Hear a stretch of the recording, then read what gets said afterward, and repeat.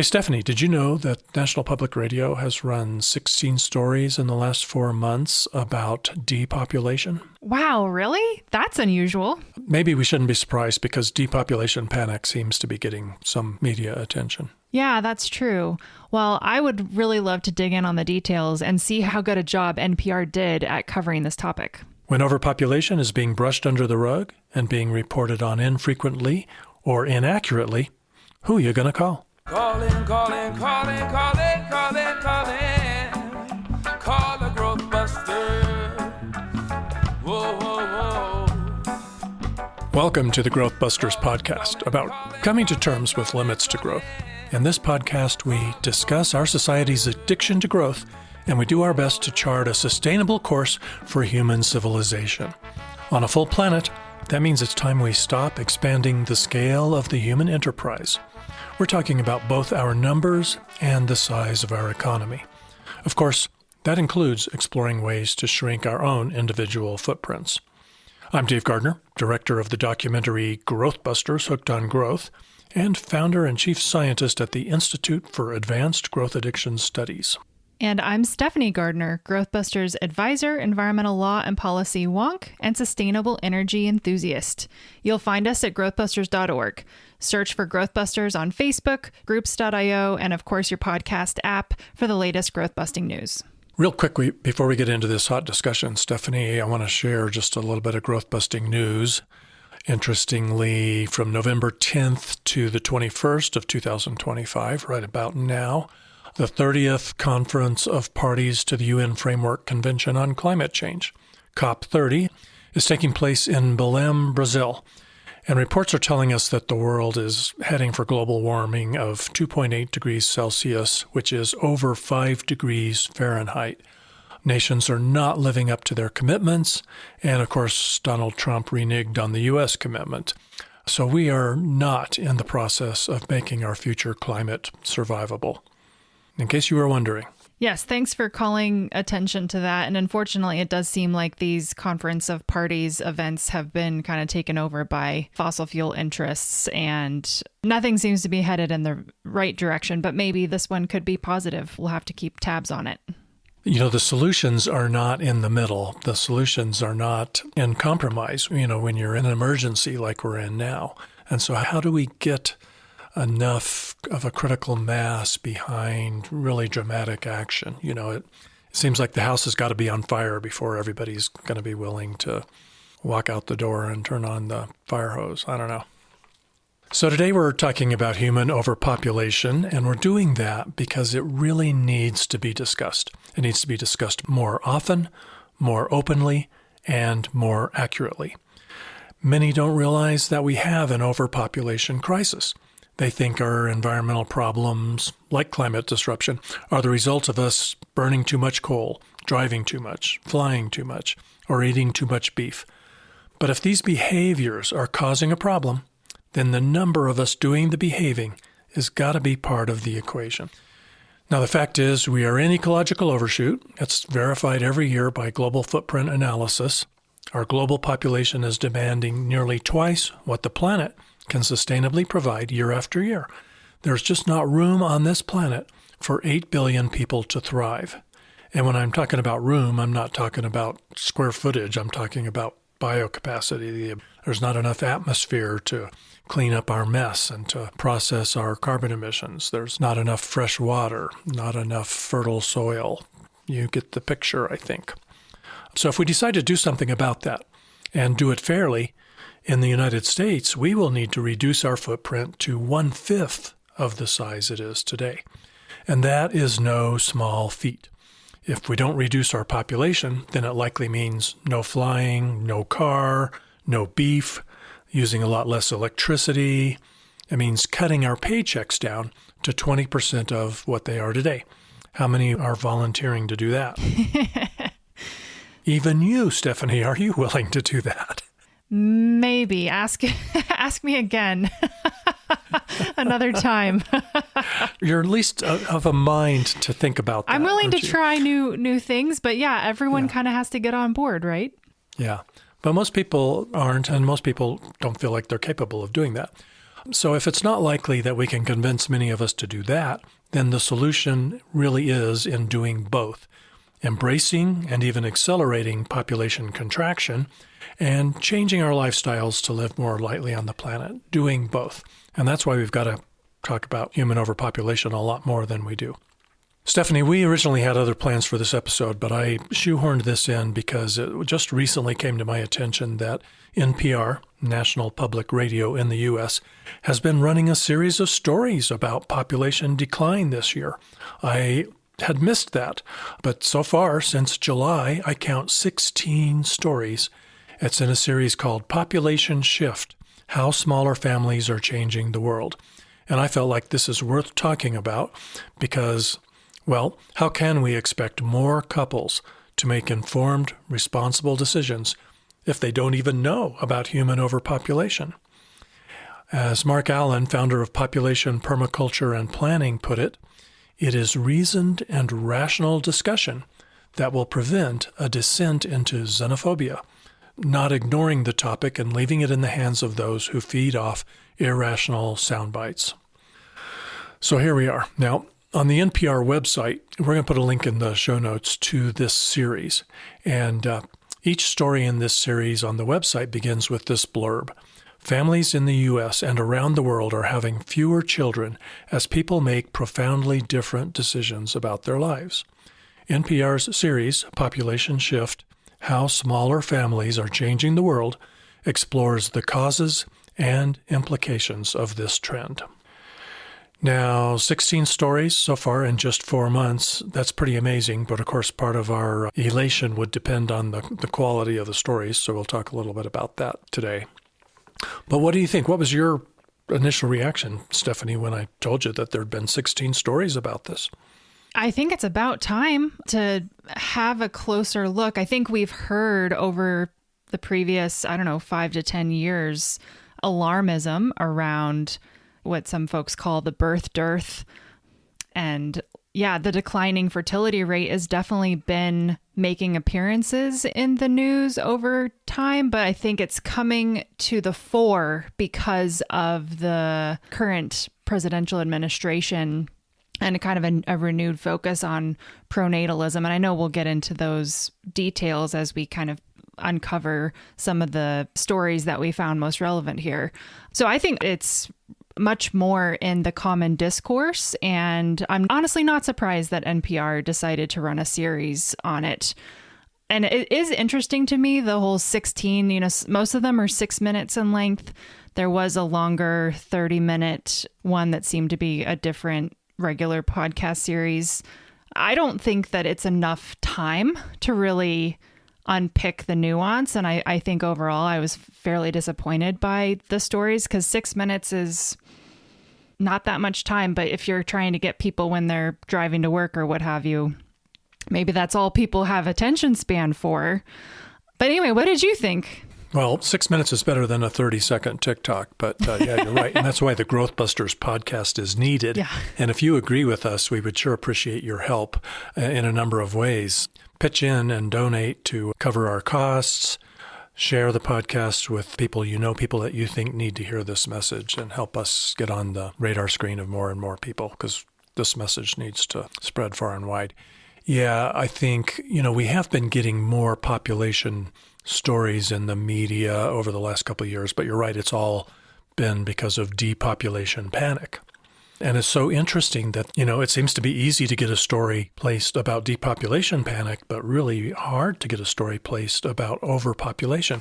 And in fact, do this experiment at home. Just Google overpopulation and see how many stories you find are about human overpopulation and how many are about pet overpopulation or deer overpopulation or, rodent overpopulation. Human overpopulation is just not prominent in the discourse. People run and hide from that subject, and the assignment editors at National Public Radio apparently run and hide too.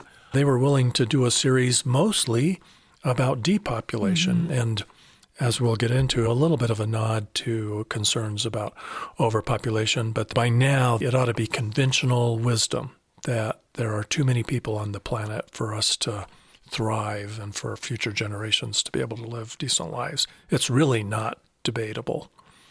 And yet, it's not even getting debated. Right. Yeah. Now, we should say there is depopulation panic. It's rampant, thanks to Elon Musk and thanks to Donald Trump and J.D. Vance, and I imagine probably Charlie Kirk even. But it is based on pretty stark drops in fertility rates, but it is not, I want to make sure you know, it's not that the global population is falling. It is not. We're still adding pretty close to 80 million people to the planet every year, even though the birth rate is dropping. And the reason for that is because there's just so many of us that it will take a while for fertility rate below replacement rate to actually translate into population dropping. So what got my attention was a recent story in this series, and it's actually better reporting than a lot. But let's first go back to the first story in the series that came out on July 7th. As women have far fewer babies, the U.S. and the world face unprecedented challenges. Aired July 7th on Morning Edition, and it was reported by Brian Mann and Sarah McCammon. And I want to make sure I mention the reporters on these stories, not because I really have a bone to pick with you. I have a little bit of a bone to pick with you in some cases, certainly. But I want this to be the beginning of a dialogue with you. I want to help you improve your reporting. I want to make some suggestions. And I want to give you a pat on the back when you do well. And I'd love for this episode to serve as a workshop, a training session for other journalists who are reporting on or about to report on human population topics. Give this a listen so that your perspective might be more fully informed. Yes, I think that's a great invitation. All right. So this first story was fairly average and disappointing. The Morning Edition host, Michelle Martin, leads off with this. Our next story is about something that seems personal and deeply private, and it is... Okay, that was short, but I wanted to just share that because it's a very common perspective. Our next story is about something that seems personal and deeply private. Very common perspective. Few would argue with that. But if you think it through, it's not entirely true. In some ways, it is no more personal and private than speeding, running red lights, or smoking cigarettes in a packed elevator, because it does negatively impact the rights of others. I know I'm going to sound like a broken record, Stephanie, but I think for people who might be just coming to this podcast, we need to make these points. On an already crowded, overpopulated planet on which we are in ecological overshoot and have crossed, 7 of 9 planetary boundaries, adding to the load human population puts on our critical life-supporting ecosystems damages the commons. It hurts those ecosystems and impairs their ability to meet everyone's needs. And also, on an overpopulated planet in overshoot, the decision to add another human life to the planet infringes on the rights of today's and future children. Children have a right to be born onto a healthy planet with a chance to live a decent life. Plunging us deeper into overshoot violates that right. Now, we really seldom hear this perspective. It was brought to my attention by the Fair Start movement. According to them, children have a right to be born into a healthy environment with the resources they need to thrive. I encourage you to check them out. I'll put a link in the show notes. And as I wrote on Medium on World Population Day just this year in a piece called World Population Day, Rights of Children Eclipse What Parents Want. Reproductive rights and family-size decisions should not start with the perspective of what parents want. It should begin with the rights of children. What can we do so children will be born onto a healthy planet with a chance to live decent lives? Very difficult to argue with that argument, right? Very. But you just don't hear enough of that. In the future, we need to hear less about this being personal and private. There is something very personal about it, and maybe the conversations can and should be private. But it doesn't start and end with what parents want. It can't.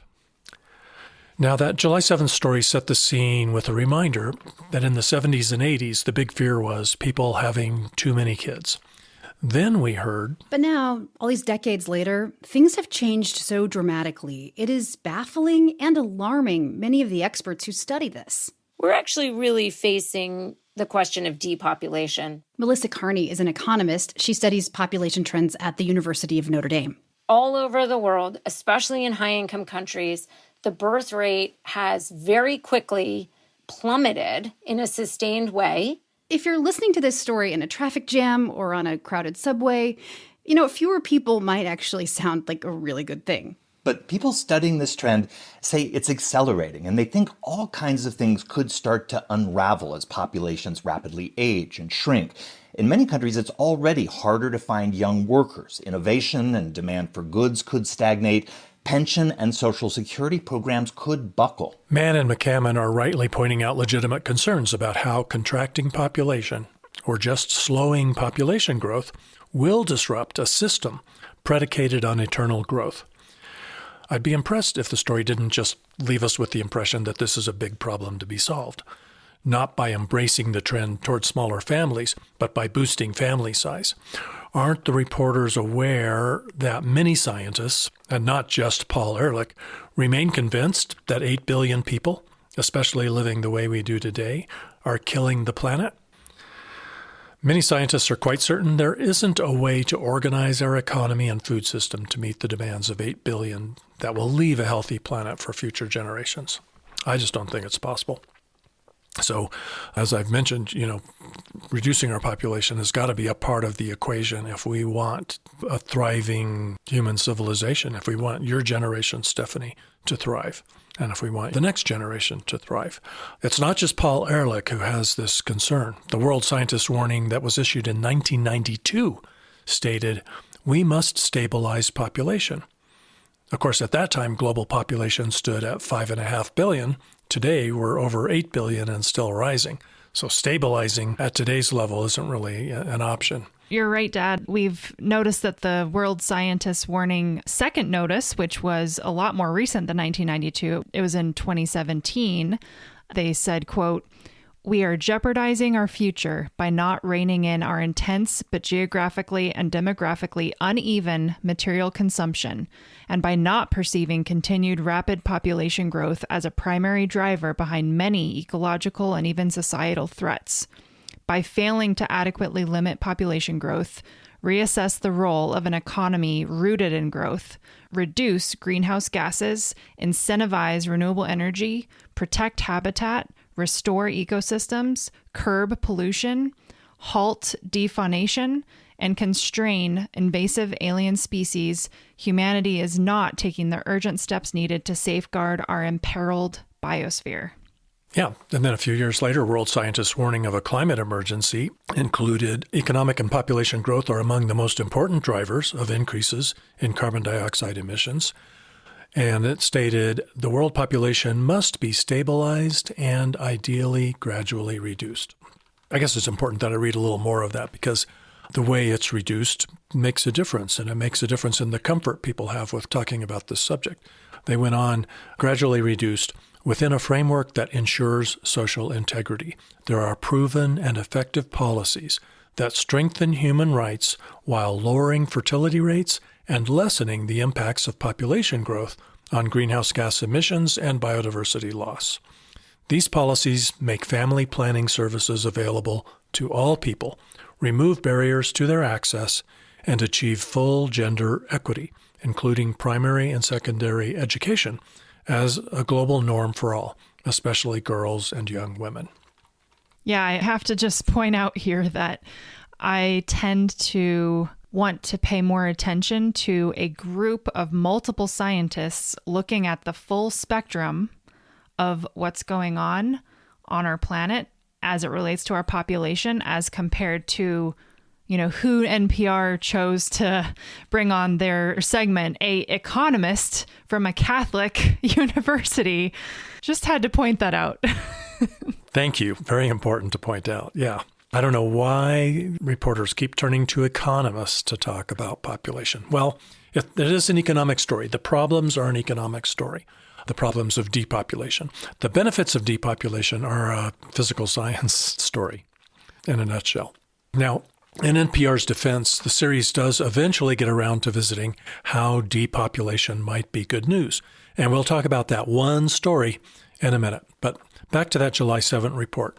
They do a decent job of cataloging the various ideas about why we're seeing a plunging birth rate. Researchers aren't sure why. Some experts think maybe it's a question of affordability, the rising cost of raising children. Others point to things like social isolation, fears about the planet's future. But one leading theory is that this is really happening because of something most of us would consider positive.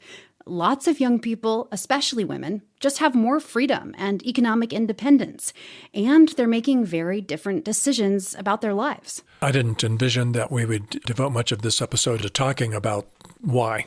I don't think it's really germane to this conversation about the quality of the reporting, but do you have any comments about that? I would just call out that these are good reasons, but they're still framed as sort of like negative in a way. It's so interesting, the tonality that they bring to the sentences that are literally, a list of great things that are happening that are influencing these family-sized decisions. Why can't we celebrate it more, I think, is my question. Yeah. And, it was good to hear that lots of young people, especially women, have more freedom and economic independence. They have other options for having a meaningful life. That is great. More people have access to contraception. They didn't really specifically mention that, but that's something to celebrate. As for fears about the planet's future, that really needs to play into every couple's family planning decisions. Yeah, and that one is really the elephant in the room, I feel like, in this whole series. There were a couple of times, actually, where I felt like you could replace some of the words in their sentences where they were kind of saying, oh, it's accelerating and all kinds of things could start to unravel. And they're talking about the population decline, but I think you could just substitute in ecological overshoot or climate change. And the same level of alarmism is merited when we think about those planetary boundaries. So why aren't they saying that? That just seems like a huge miss. Yeah. And you kind of alluded to part of the problem is when they go talk to economists. Let's share an example of what you get when you talk to an economist about this subject. Total fertility, that is a technical term, of course, but it's used by scientists to predict something important: the number of babies each woman will have over her lifetime. And for a population to remain stable, so we're talking just flat, no growth, no decline, every woman would need to have an average of 2.1 kids. So you need to replace yourself, you need to replace a partner, and you need a little extra for mortality. But here in the U.S., the total fertility rate has been dipping below that 2.1 line for decades. And after 2007, the number of births per woman began plunging. In 2023 and 2024, the U.S. hit record lows of 1.6. Levine says the U.S. is actually doing better than most developed countries. We're at 1.6, which we're worried about at 1.6. South Korea is at 0.7. That was kind of bookended. We heard from two of the reporters, McCammon and Mann, and then in between we got these sound bites from Levine, the economist that they chose to talk. And that's the person who said that the U.S. is doing better than most developed countries. How is having a higher birth rate on an overpopulated planet doing better than most countries? Yes, it's obviously biased, the reporting. Yeah. This is the proof. Yeah, there's something magic and desirable about keeping the fertility rate at or above replacement. Why do we need to do that? I definitely have the impression these reporters have assumed that depopulation is a problem, and it's a problem that needs to be solved. How? By birthing more babies. Here's more evidence of that. But here's the challenge. Younger adults we've been talking to, including Sarah Brewington, say convincing them to have more children won't be easy. It feels unethical to tell people to go through a grueling process because you want to have another baby in the world. But governments around the world are searching for ways to boost the number of babies being born. It's happening in progressive countries like France and Sweden. It's happening in authoritarian places like China and Russia. And it's happening here in the U.S. No critique of that approach is offered. The listener walks away with the sense that we'd all like to find a way to boost the number of babies being born. Everybody's doing it, and the report doesn't question it in any way. Now, if NPR had left the depopulation reporting at that, we wouldn't be talking about this. I'd throw that story onto the garbage heap containing most of the reporting on this trend. But NPR has done 15 more stories to date as we record this on November 8th. We'll put a link in the show notes, as I mentioned, to the page that lists and links to every story in the series. Yeah, so titles of these different segments include Chile's plunging birth rate may foreshadow future in U.S., Can population decline help address climate change? People are having fewer kids. Their choice is transforming the world's economy. Finland's stubbornly low birth rate shows why a population shift may be inevitable. The racial history of the overpopulation time bomb and pronatalism movements. Exploring the link between Japan's depopulation and gender inequality. How Elon Musk and J.D. Vance plan to save civilization with more babies. Schools close and island life is under threat as Greece reckons with low birth rates. How some families in Michigan are coping with the high costs of childcare. A town in northeast China has shrunk by a third since 2010. Here's one family's story. Latter-day Saints are having fewer children. Church officials are taking note. Families say cost of housing means they'll have fewer or no children. Could smaller families rewild the planet and make humans happier? The declining population will make it even harder to care for elders. And lastly, rigid gender roles are prompting women to leave rural Japan. Don't worry, we're not going to sit here for 3 hours and talk about every one of those stories. Although I feel like we have opinions about all of them. Yeah, some of them I hope no one listens to, but there are certainly some serious problems with some of those. But fear not, Brian Mann, I'm going to have some good things to say about your reporting. In fact, let's go to the one story that I felt was a particularly good example of the kind of population reporting we need more of. Could smaller families rewild the planet and make humans happier? Now, that just aired November 1st on Morning Edition, and interestingly, it was reported by Brian Mann, one of the reporters on that first somewhat disappointing story on July 7th. Now, Brian, while this is a better story, it's still not perfect, so I'm going to give you a pat on the back, but I'd like to offer some suggestions for improvement. One problem I've seen with most of the reporting that visits the good news aspect of population contraction is that it's presented as a view held by some small segment of people. This story doesn't break that streak, disappointingly. Here's Weekend Edition host Scott Simon's introduction to the report. The first time in modern history, the world's human population is expected to level off and then begin to shrink later this century. It is a trend that will pose a huge challenge as communities begin to age. But as part of our series Population Shift, How Smaller Families Are Changing the World, we look today at what might be some of the benefits. NPR's Brian Mann has been speaking to thinkers and activists who welcome a planet with fewer people. This isn't even a critique for Brian. This is Scott Simon, and I love Scott Simon. I think he's great. I love listening to him on the weekends on NPR. And this is a small thing you might not even notice, but thinkers and activists who welcome a planet with fewer people. It seems like some small select group of people, outliers. That's the way it comes off to me. I don't know if you got that sense, Stephanie, or not. Yeah, absolutely. Next, Brian Mann introduces his story with... This part of New York State, Essex County, has lost about 6% of its population since 2010 because of migration and the low birth rate. It's a trend happening in a growing number of regions in more and more countries. This kind of slow depopulation worries many economists and business leaders, but Davis, an environmental activist who works for an organization called the Rewilding Institute, thinks it's overdue.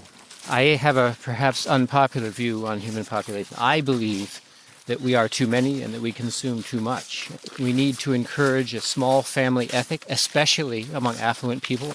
Now, we've been starved for so long of thorough, unbiased reporting on population growth that I just want to stand up and cheer that NPR has included this perspective. We are too many, and we consume too much.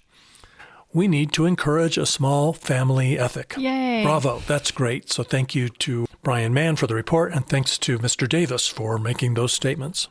But there was one phrase in here that I really don't want to get lost in the shuffle. Let's hear it again. We need to encourage a small family ethic, especially among affluent people.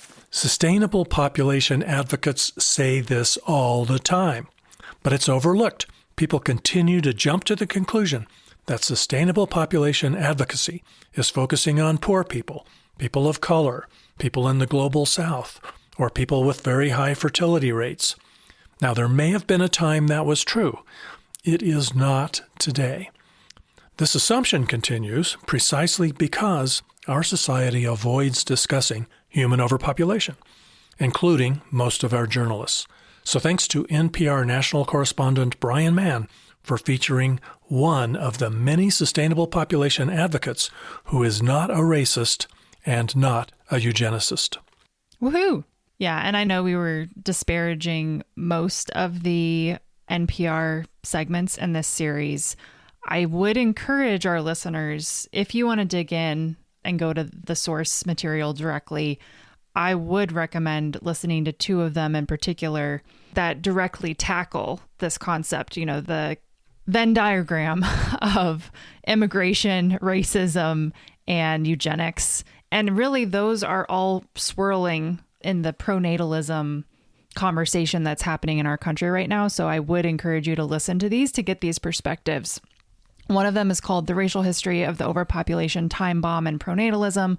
And the other one is called How Elon Musk and J.D. Vance Plan to Save Civilization with More Babies. The reporting is not perfect by any means, but it still does, I think, help you grapple with those important elements of this conversation that really we have to be aware of as part of either the pronatalist viewpoint or the we're overpopulated viewpoint. We have to be sensitive to that. Yeah, thanks for bringing those up. I think it is important, especially to get the perspective about pronatalism and the information there. I was disappointed in the reporting on racism and eugenicism because I think it sounded like a blanket condemnation of the entire history of the sustainable population movement. Yeah, and again, the elephant in the room is the incredible, devastating impact that we've had on our planet and other species. They just completely ignore that. Yeah. You know, it's just not addressed at all. And that's a big gap. Maybe they'll get to that. So in this good story, we do hear from several people who see population contraction as good news. Starkey says she and her husband decided not to have kids. She works with a group called Population Connection that advocates in favor of this shift towards smaller families and gradual depopulation. Fewer people means a healthier environment, Starkey says, but she also thinks it's good for humans. The smaller families are, the more time and wealth there is to invest in each child. So making sure that all of your kids get an education, which does not happen in a lot of parts of the world, especially for girls. Yeah, I wanted to share that moment, especially because it's a really valuable perspective. And it's all about what's good for our children, not about what we want. You know, you may want 3 kids, but if you choose to have one, that child can benefit from you having more financial resources to invest in their education and experiences. And very importantly, more of your time. I think children have a right not to be born into poverty. They have a right not to be born into an abusive environment, and a right not to be born into neglect. Everything is better for a child in a small family. Of course, this is in direct contradiction to the myth that an only child has an unhappy childhood or faces developmental challenges. And so if you're in family planning mode and you want to explore this subject more, I want to really highly recommend the work of Lauren Sandler. She did a lot of research into this. She wrote a good book and a Time magazine article on the subject. And she discussed this with me on the Overpopulation podcast years ago when I was host of that podcast. That podcast is now called Overshoot. It's great. I recommend it highly. I'll put a link in the show notes so you can go find that episode with Lauren Sandler. Her Time magazine piece was called The Only Child, Debunking the Myths. And 2 years after that, she published a book called One and Only, The Freedom of Having an Only Child and the Joy of Being One. I'll put links to all of these in the show notes. Yes, and if you are lucky enough to be the daughter of Dave Gardner, like I am, I received a copy of that book, I believe, as a wedding gift, or shortly after my husband and I got married, as we are in the family planning age range. Yeah, but apparently it's a very private and personal decision and none of my business. Yep, none of your business, Dad. I love you, Dad. Well, I love you too, and I can't say I'm sorry you're not an only child. I got a vasectomy quickly after child number 2, and I thought I was doing my part. I didn't realize that we really needed a one-child ethic, which we do today because we've just continued to reproduce willy-nilly. Absolutely now, today, that's for sure. Yeah. Hard to have known that in the late 80s, early 90s. Yep. Thanks for being forgiving about that. And your brother is awesome, a great part of the family. Yes, of course. We cherish him, of course. We love you, man. All right, so back to the news story. A moment later, Mann underscores some of these benefits. Golden and other experts say the biggest single upside to this trend towards smaller families may be improvements in the lives of women and girls. Research shows delaying motherhood and having fewer children can lead to more education, more financial security, and better health. Mann even introduces another benefit. Vladimira Kantarova is the lead population scientist at the United Nations. It's something which is a very positive development in the history of mankind. Kantarova says much of the falling birth rate in the U.S. and around the world reflects one more positive, a plunge in teen and child pregnancy. So this is something which is really a success story. Now, Mann does remind us of the challenges a shrinking population presents to the global growth-addicted Ponzi scheme. Of course, one of the stories in this series wouldn't be a story in this series without that. Even those who see big upsides in this population shift agree smaller families and declining birth rates will mean turbulence and policy challenges. Finding workers, maintaining a strong economy, and weaving a sense of community could be more difficult. One big question is how to fund the social safety net and health care for rising numbers of elderly when there are fewer young people. But hooray! These are not the headline, and they aren't presented as the number one problem to solve at any cost, like killing the planet. I don't think Mann has quite reached this conclusion, but the problems he recounts are mere bumps in the road compared to the very existential challenges we face if pronatalists have their way and we delay peak population. Yeah, and I think if we assume that the current economic model is a given and we don't have any other options that we can shift to, then yes, these are problems. These are problems for the current economic model, which relies on an ever-growing supply of workers and consumers. And I just don't think that people are ready to have that hard conversation around a new economic model, right? Like that's pretty difficult. Just like family size is difficult and taboo, questioning the current economic model is difficult. It's true, but I think, even just this morning came across my desk some news that gives me hope. There is a new degrowth textbook for economics courses coming out, and also young people in the United States are actually much more positive about socialism than they are about capitalism. Yeah, very, very encouraging. I agree. Yeah, that's a shift. Okay. Mann concludes. John Davis says he doesn't have answers to all those challenges, but he's hopeful people will find ways to navigate this transition. If the smartest young minds in the world were dedicated toward figuring out how a declining population can support its elders, we would achieve that goal. I think we'd have a happier world for people and wildlife. Most experts agree smaller families are here to stay. People who cheerlead lower population say it's time to lean into that change, planning and working to make sure the benefits outweigh the costs. I like that. Making sure the benefits outweigh the costs. That's exactly what we need to do.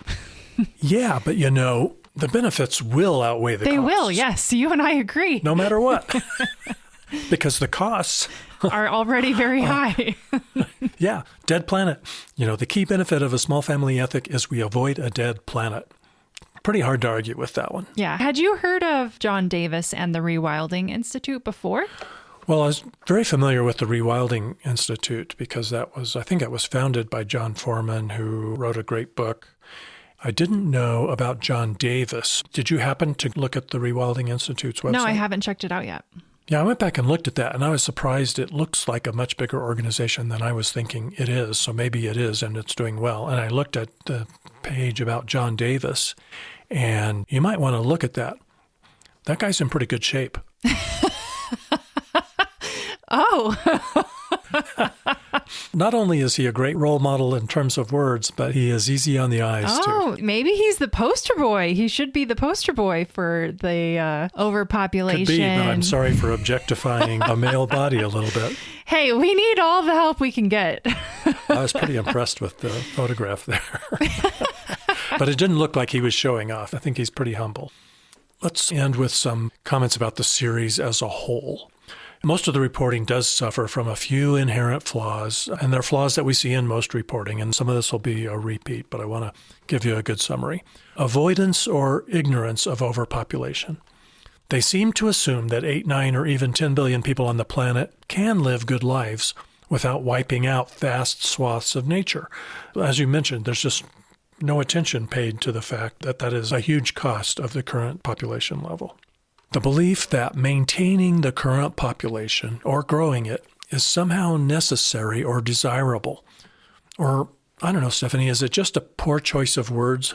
I want you to listen to these statements that I put together from several of the reports. In many countries, including the U.S., there aren't enough children being born to maintain a stable population. For a population to remain stable, so we're talking just flat, no growth, no decline, every woman would need to have an average of 2.1 kids. The nation's total fertility rate has been falling in recent years to less than 1.3 children per woman, well below the replacement level of 2.1 needed to maintain a steady population. Wyoming's fertility rate is just above the national average, but still too low to replace the state's population.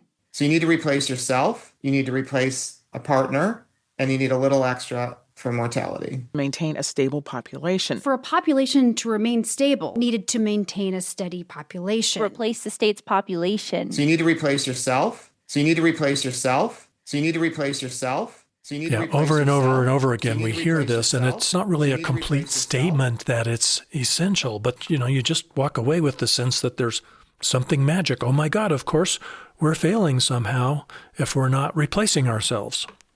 Well, if you're overpopulated, replacing yourselves is failing. The passing grade comes from not replacing yourself. Another frequent flaw we find, even in this series of reports, is an assumption that sustainable population supporters are advocating population control, coercive policies. So I was really glad to see Brian Mann dispel that in his November 1st report. It's important to say none of the advocates for lower population interviewed by NPR want policies that force people to have fewer kids. Instead, they support access to reproductive freedom and contraception. Now, more people would know this if society, including our media, wasn't tap dancing around the topic all the time. Another common flaw is that there's also an assumption that the decision to bring a child into this world is personal and private. This is the third time I've brought it up, so hammering it home. Is it really personal and private? Should we really not be asking people to consider choosing a smaller family?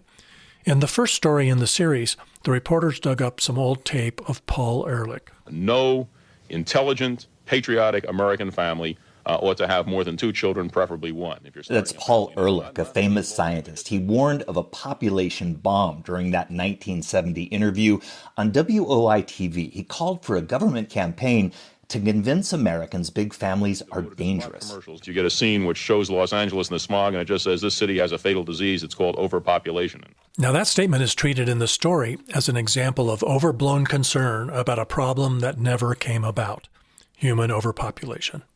Well, it did come about, and the reporting still avoids this painfully obvious fact. And Ehrlich's campaign idea is treated as a violation of this sacred, private right every couple supposedly has to have the number of children they want. Throughout the series, the vibe is that parents should be able to have the number of children they want. Even the UN has been telling us that lately. And also the vibe is that that decision is no one else's business. But the truth is, it is a very public decision with impacts on all our lives, especially the lives of all children now and in the future. We touched on it earlier, and I really do encourage you to visit the Fair Start Movement's website and explore. You can even find there a commentary I wrote, Insists that public policy respects the rights of children and women. Link in the show notes. Anyway, Thank you to National Public Radio, NPR, for giving the human population the attention it deserves. I hope our critique will help you and others improve your reporting on the overpopulation issue. We all have work to do. More news reporting, shedding the old assumptions and biases that still cloud some of the reporting, having more conversations about the subject and stop brushing it under the rug, and ultimately to move the conversation to a discussion of not just informed, well-considered family-size decisions, but responsible decisions. Well said. Thank you very much. Don't go away yet. We got a couple of fun things to do before we wrap this up. What interesting items appeared in our inbox since the last episode? It looks like we had a few folks write to us, and we would love to share their feedback. We had a comment posted on our website in response to podcast episode 92, Economic Wisdom from the Natural World, the Serviceberry. I listen to your podcast often, usually while doing a myriad of chores, etc., and was disheartened to hear of the poor response to your book club idea. After hearing the podcast tonight, I stopped to actually sit down and look up the book and author as it spurred my interest.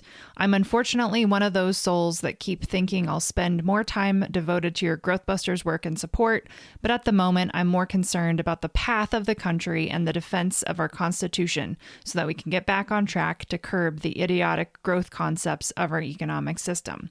I really just wanted to stop and say thank you for your work and please carry on. We need your work and sensibility to find our sustainable world. Thank you. That's great. Great comment. We also got an email from Peter. The book club is not a bad idea, but please be patient. The Serviceberry was a bit weird and maybe too idiosyncratic, but there will be others that will have more readers and more feedback. I am reading all the time, but maybe only a third or less of my reading is devoted to books. It may be worth considering a reading club that also discusses interesting or inspiring papers or articles, as this will be much more feasible for most people. What do you think about that? I think that's a great suggestion. Yeah, I like that idea a lot. We'll have to maybe try that one. Yeah, I think we should. And I know Bill Reese writes some great papers, and so that would be an easy place to start. We could even dig up some Herman Daly ecological economics papers. That would be fun. But also, we kind of decided trying to get a bunch of people to read the book and weigh in before we record an episode probably was unrealistic, and maybe we should just be kind of relaxed about it and announce a book and invite people to send us comments, but then we just, talk about the book on an episode. And in fact, Stephanie, I hope that you were maybe even surprised to see in your mailbox a book by Eileen Christ called Abundant Earth. It's on my nightstand. I have not started it yet. Have you started it? Nope, my nightstand as well, but I'm excited about it. It's not a brand new book, but from what I have read and heard about this book, it is a phenomenal book, I am quite sure. So there will be an episode soon where we talk about that book, if we can both just get through it. We're going to have to read it because Eileen is tied up on some things and can't be our guest, so that conversation is going to come from us. But if you like the book club idea, Abundant Earth. Even if you don't like the book club idea, this is a book that I think you would want to have in your library and want to read. Abundant Earth by Eileen Christ. All right. And then we also got a response to your Substack column about the death of Jane Goodall. Cliff wrote, "Well stated. Thanks. Goodall is a beacon of truth in a world trending on a dangerous trajectory." And another commenter on your Substack post said, "We like having our attention gently turned toward considering the top of the list, most important matters that we have before us, calling for solution. Thank you for doing exactly that." Do you want to describe a little bit about your Substack post? Sure, and I'll put a link in the show notes. I would love to have everybody subscribe to that Substack column, which is free. So link in the show notes, and I think, what's it called? Dave the Planet. I was one of the few people that wrote after Jane Goodall passed, specifically about how she was such an articulate, vocal advocate for sustainable population. There were lots of good things to say about Jane Goodall, but of course in the tap dance around the subject of overpopulation, not many people wrote about that. So I think I did a pretty good job of thanking her and honoring her for that work. Yes, you did.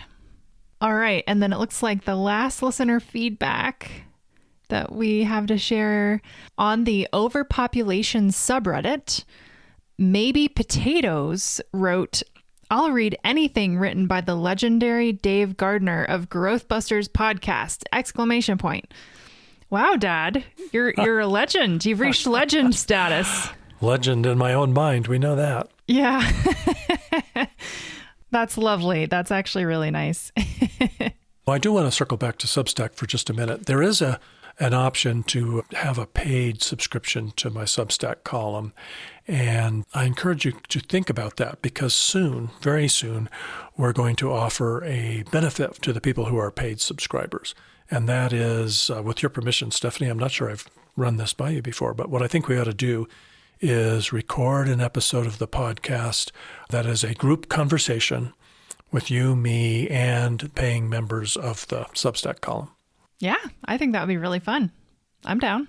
So if you want to get on the soapbox, then pay up. We do love hearing from you, and we'll share the most interesting feedback on our next episode. So email podcast@growthbusters.org, write a comment at this episode's page on the Growthbusters website, or leave a voice message. We would love to be able to play back voice messages here. Call 719-402-1400 and leave us a message. Yeah, we love having intelligent conversations about overpopulation, overshoot. It's all so important. So please share this episode with people you love or anyone who needs to learn about overpopulation and the limits to growth. That could be your mayor, your governor, your senator, prime minister, president, journalists, anyone that you know. Especially share this episode with journalists. Yes. There's definitely something there for them. And be sure to follow the podcast on your podcast app so you don't miss an episode. And check out the Growthbusters online community at groups.io. And I want to thank Jake Fader for writing and producing the Growthbusters theme you hear at the open and close of this podcast. And thanks to Carlos Jones for singing it. And head over to growthbusters.org to learn more about the issues we discuss in this podcast. And you can also donate and get on our email list at growthbusters.org. Thank you so much for listening, sharing, and for doing your part. See you next time. Some may dream to pave mountains and streams, but not me. I'm a growth buster. Some may just want more, but don't know what it's for, but not me. I'm a growth buster. Don't want a solution at the cost of pollution. They think bigger is better at the cost of the weather. But no, not us. We are the growth busters. Calling, calling, calling, calling.